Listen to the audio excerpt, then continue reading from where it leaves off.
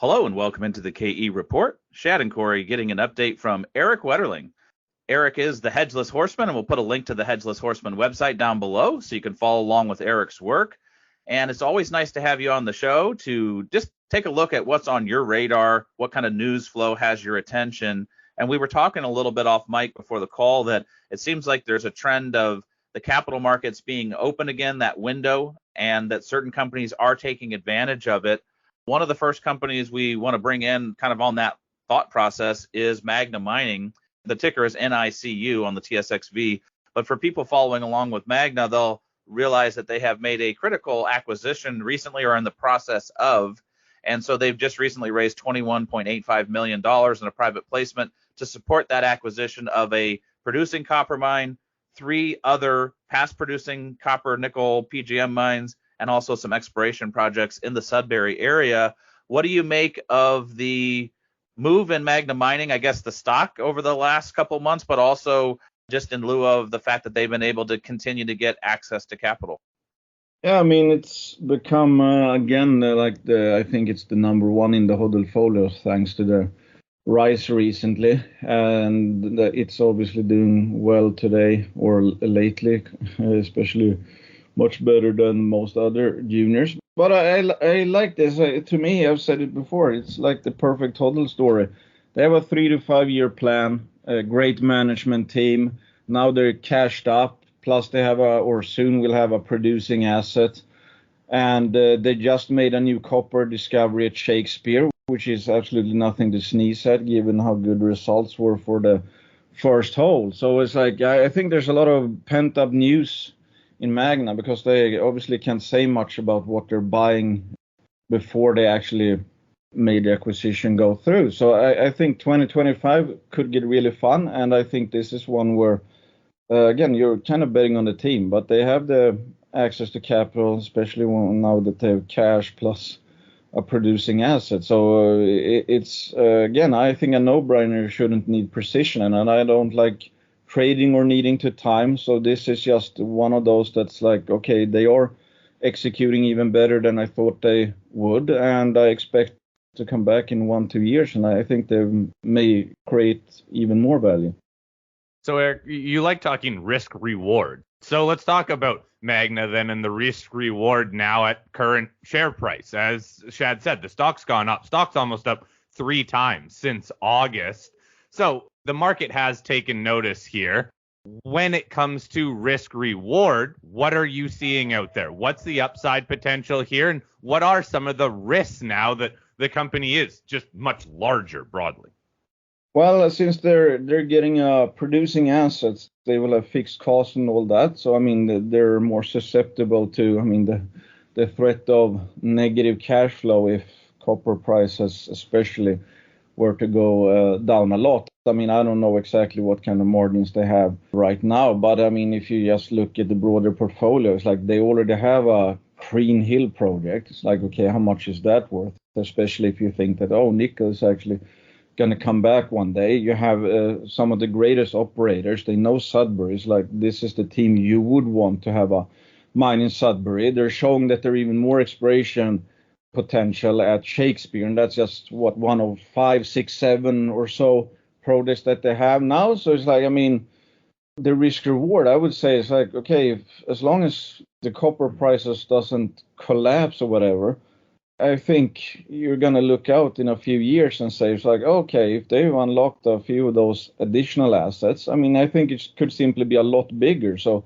I think they have a lot of runway left, and the only time I'm expecting right now to take profits is simply if the position just gets way too big. I mean, even if you think Magna would be like your favorite company, there's no point in having like 30% of the portfolio in it. Well, I actually wouldn't be too much against that because it's such a good case, but I hope you get my point. I mean, it's sometimes it's just not worth it. But yeah, I still like the risk reward, and it's just mainly thanks to the people involved. It's like I don't second guess a single decision they make. I had no idea how good of a deal they were going to get on all those assets in Sudbury. So it's like the theme, the trend has been them surprising to the upside again and again and again.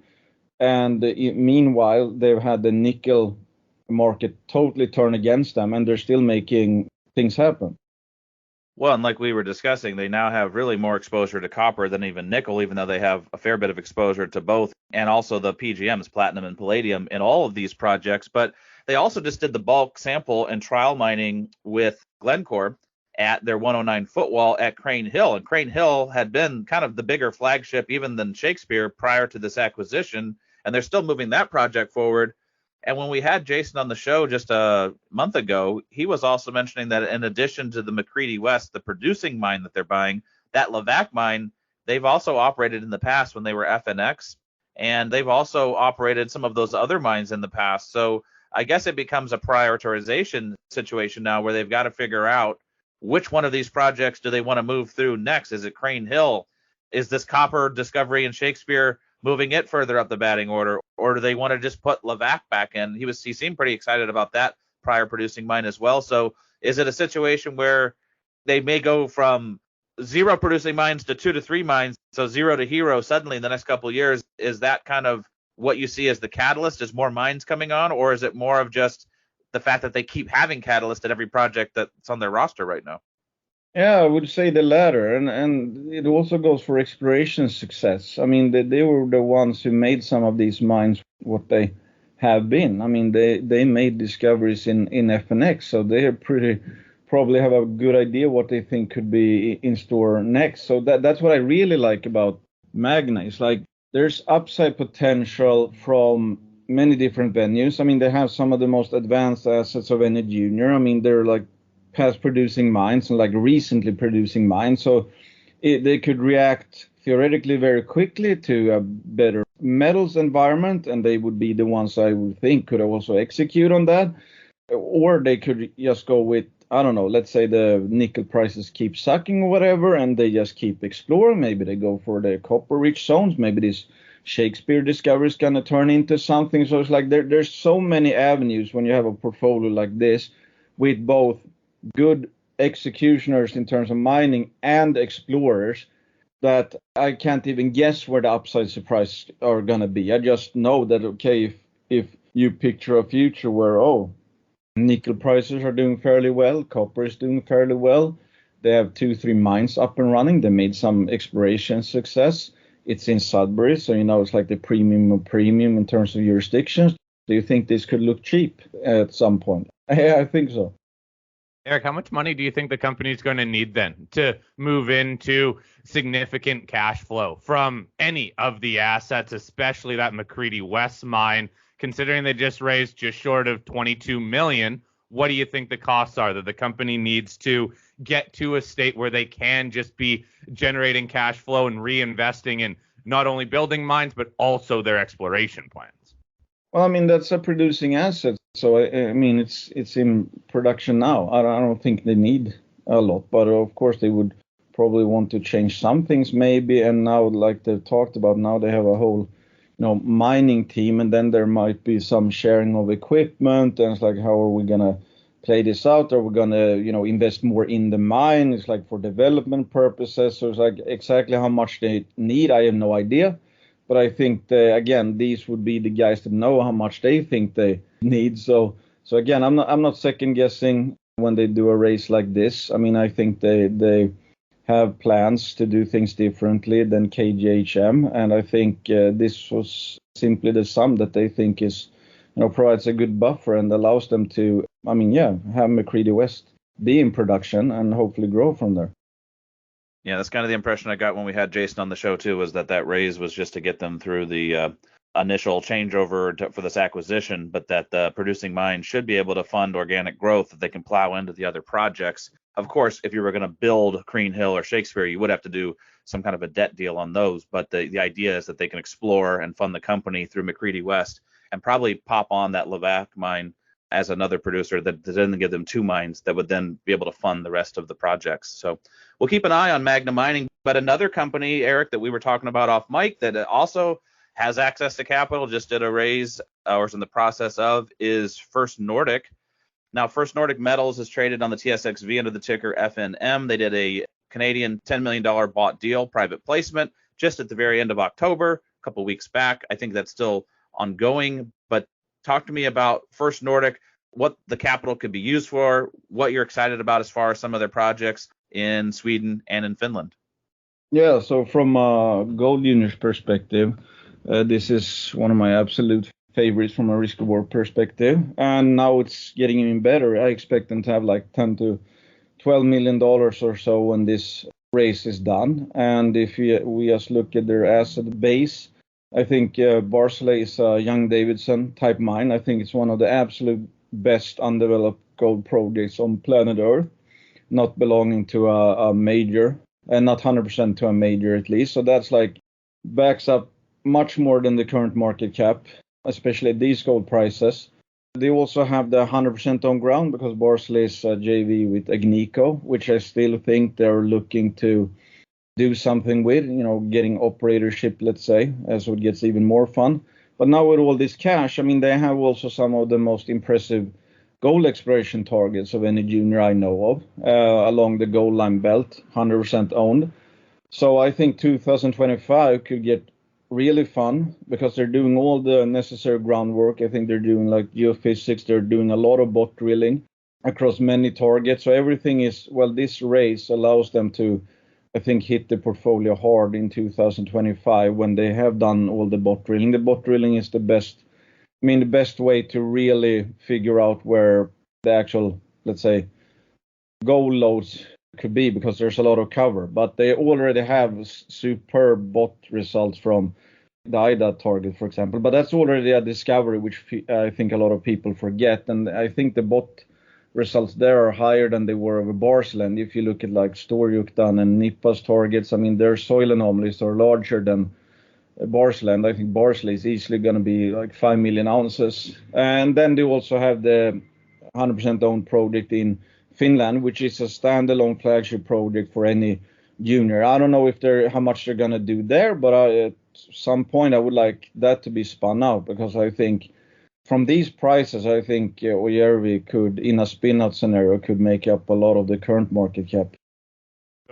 This year, I guess moving into next year, look, this is an exploration play. As much as that Barsele project is sitting there being advanced, the company, to really gain some torque, I think, goes out and makes some more discoveries or builds off some discoveries, as you said. Do you want them spending that $10 million all in the next year, going out with a very aggressive drill campaign to really hit all of their projects or as many as they can? Well, I mean, it's cheap to drill in Sweden. Infrastructure is superb. The gold line belt, 100% on targets, they're very close to Barsele, so there's obvious synergies. I mean, there's a mine, the Svartliden mine. It was a deposited mine, 400,000 ounces, I think. So I mean, the threshold for success here is super low. I mean, if they find even a few 100,000 ounces, that could be material, and you can say that about many gold juniors. So there's a few things that I think are going to happen or could happen. It's like you have the potential deal with Agnico, so they get operatorship, because like if we're talking no-brainer exploration, that's actually at Barsele. Just put in some deep holes, let's say, and just show everyone, it's like, yeah, this is probably a 5 million ounce deposit. So you have that angle, potential deal with Agnico, so they can go and drill there. Because let's face it, if you had Barsele right now, if you had operatorship, it's like that's a high value, low hanging fruit exploration. But you also have the excitement of if they make a serious discovery in their 100% own ground. I mean, you know that people typically want 100% ownership when it comes to exploration upside. And then they have Oijärvi, of course. The problem is that with these multifaceted stories, it's like, where do you get most bang for the buck? That's why I want Oijärvi to be spun out, because that's coming for free right now. And it's like, if you look at Barsele and the exploration potential, I mean, together, that's certainly worth a lot more than the current market cap. I mean, Gold Line itself, when they only had the exploration potential and the IDA discovery, ran up to 70 million. That's the market cap of the entire entity that has Oijärvi, Barsele, and the IDA discovery, and now the enlarged anomalies that they've shown. So it's like there's so much underlying value there that it's like, I don't know. I mean, it will be result dependent. I don't want to say that they should just blow everything on drilling for drilling's sake, but it's like they want to drill, I think, 10,000 meters at the IDA discovery, and that's not going to cost $10 million. So it's like, start with the obvious targets to test, and then they can revalue. Maybe by then something has happened with Agnico and the Barsele project, and then, I mean, you hopefully have some cash over that you could start drilling that immediately if that happens. So I'm not going to prophesize how things are going to play out, but I think they are in the situation kind of like Magna. It's like they have many possible ways of creating a lot of value, and it's cheap in light of that. Well, and Erik, we both just sat down with First Nordic when we were at the conference in Fort Lauderdale last month, and I asked them point blank, out of the other projects besides Barsele, Paul Bakken, which has that IDA discovery, and actually 2 other discoveries on it already, Storjukten, and now they've just had some success on the surface at Klippen.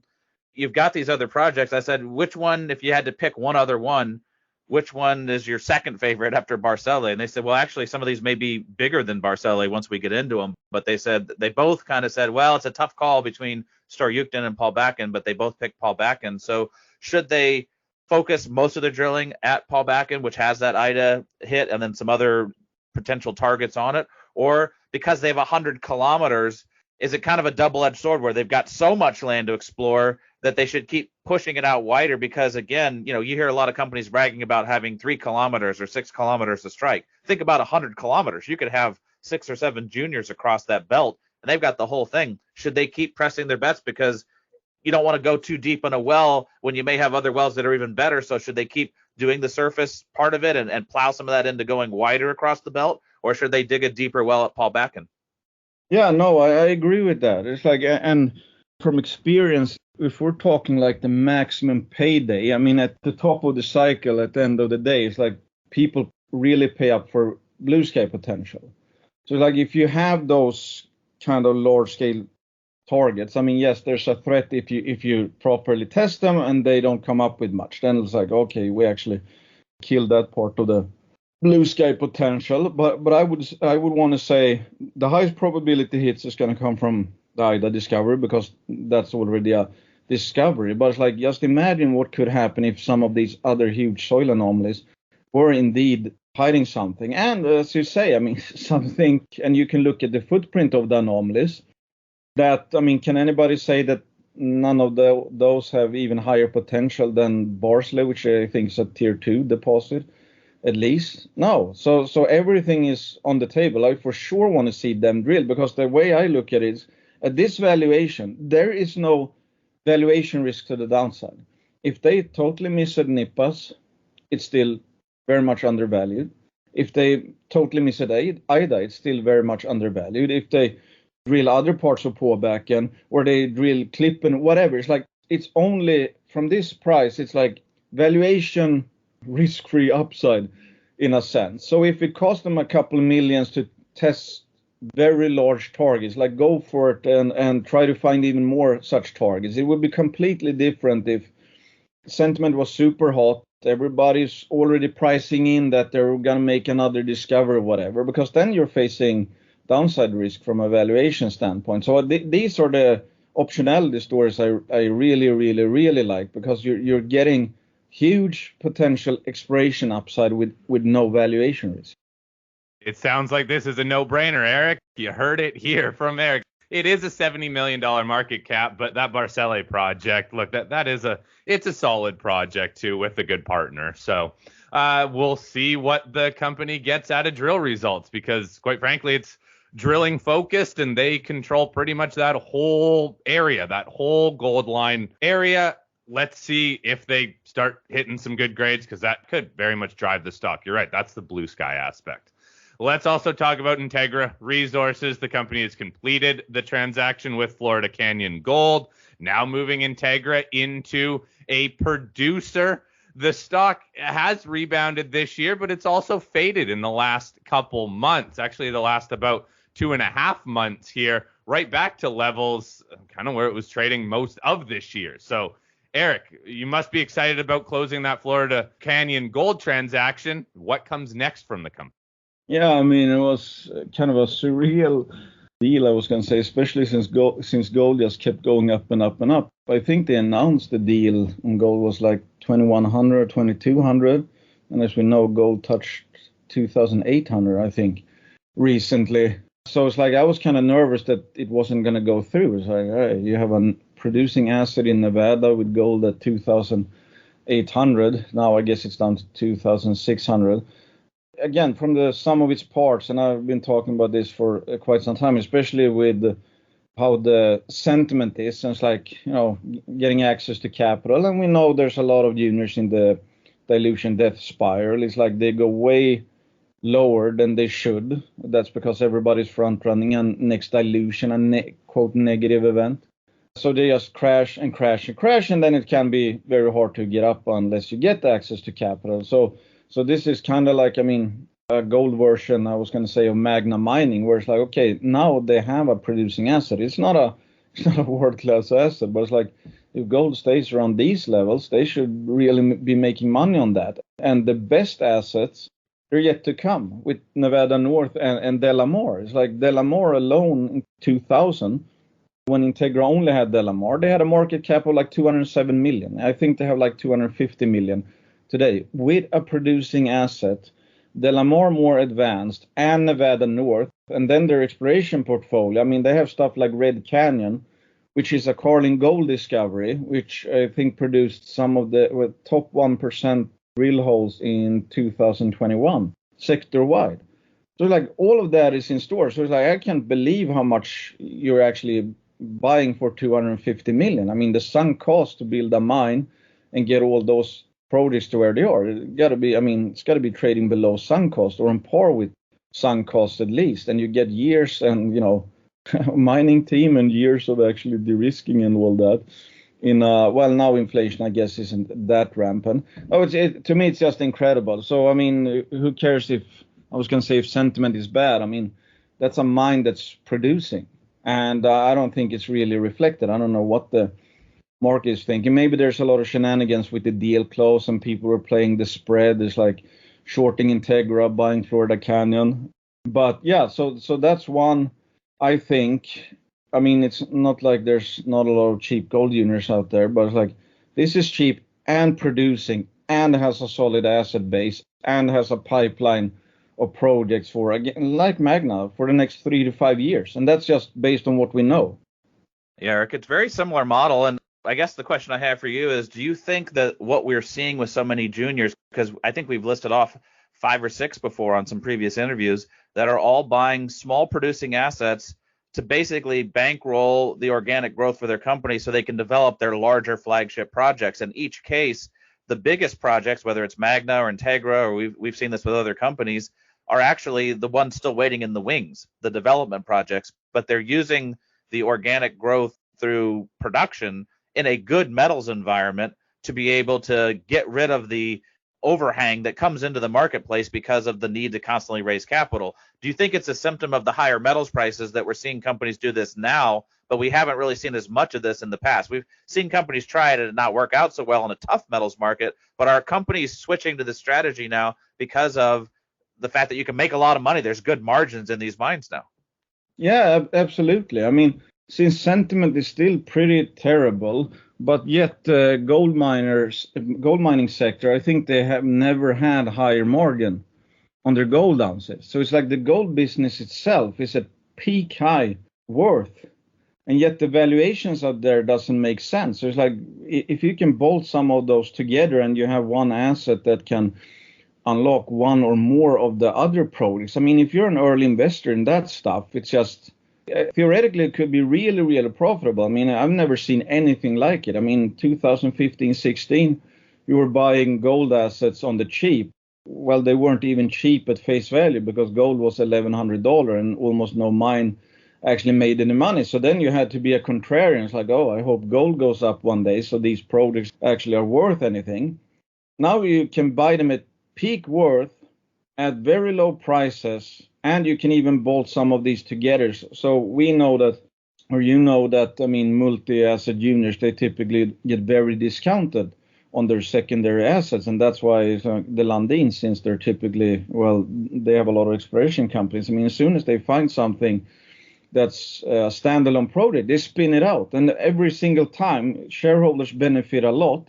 in this case, when you bolt stuff together, if you have internal cash flow and you're actually planning on building it, I mean, then you don't really need to spin out, but you can still unlock that hidden value because like Magna or Integra, let's say they can somewhat fund their second mine. All of a sudden they have two producing mines. Is the share price going to be lackluster? No, I mean, people can read a cash flow statement. So it's like, it's going to force the revaluation, even if the market ignores it right now. So I think, I mean, this is what I would be doing in this sector if I was running a company. I would just steal as much undeveloped value as possible, get a match, a producing assets that could unlock it, because then the market can ignore reality right now, but it's not going to be able to ignore the reality if there's increasing cash flow over the next 3 to 5 years. Well, and that's the key, right? These companies need to start generating this cash flow to prove to the market that these acquisitions are accretive and that they don't have to go back to the market, because that's been the biggest problem. Is as well as gold has done, it's still been tough to finance large project builds, and companies, quite frankly, everything's gotten more expensive, so they would rather not just keep going back to market. It is a better business model. The market just needs to believe that these assets are going to make money. Erik, just final comment, though. This broad correction that we're seeing in the sector, it's about over 3 weeks long now. We're starting this week off very much on the back foot, as really seems like a lot of other sectors are running. What are you taking away from this weakness that we've seen in the last few weeks?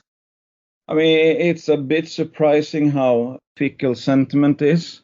I mean, gold is, if we're looking at gold is still at 26.20, at least gold futures. So it's like, yeah, have the margins gone down a bit over the last 2 weeks? Like, yeah, but they're still near record levels. But if you look at some of the juniors, especially the silver juniors, have retraced most of their like recent multi-month rallies. But at the same time, the silver juniors were the ones that were the hardest, I think. I mean, you had stuff that is like bottom of the barrel in terms of quality, and they just kept running and running. I mean, a lot of them, which is kind of typical, they were outrunning the higher quality, let's say higher margin gold stuff. So I think, as I've said a bunch of times, I think the silver junior sector is, I don't know, it's been like chronically overvalued relative to gold for like 95% of the time that I've been in this sector. So they got hit the hardest because that's what it is. Like the FOMO crowd jump in, the stronger the trend looks. When it turns, they get scared shitless because they have no other plan than I'm buying for this to be up next week. So, I mean, I'm not going to guess where this is going to go, but I think already, again, it's like it's reset. Some stuff has retraced the entire revaluation. It's like now they're kind of getting interesting again because just in 2 weeks, the sentiment is just shit. But that's what I don't like about data, and I've talked about this before. I used to do that, but nowadays I don't want to have it's like the headache of needing to time. And it's like, oh, I hope somebody buys this higher. No, I'm just focusing on the higher quality stuff, longer term cases that is like you don't really need timing if they're the fundamentals, if the news flow that I expect to happens. In a whatever lukewarm sector, you should do well. In a bad sentiment environment, you should do okay. In a great sentiment environment, you should do really well. So it's like, it's the fire and forget approach that I personally like, and I see people go insane every other day on Twitter. So it just reinforces the fact that nobody has any idea where the metals are going. Nobody knows when the sentiment is going to turn. But if you just stick to your guns and are somewhat correct on average what the company is going to do, you'll do fine. All right. Well, we'll wrap it up there for today, Erik. But thanks for sharing your thoughts on Magna, First Nordic, and Integra. And we'll keep following along with all three companies. I do think they have a lot of catalysts, to your point. So looking for quality companies with good teams, good projects that have the catalyst to move them through bear markets, lukewarm markets, or bull markets. We'll keep following along with all three companies. But if you want to follow along with Erik and the thoughts he has on the market, on the companies that are on his radar, definitely click on the link below this interview. It takes you over to the Hedgeless Horseman website. And until next time, Erik, looking forward to our next conversation. Thanks, guys. And consider me biased. These are some of my largest positions, and they're also banner sponsors.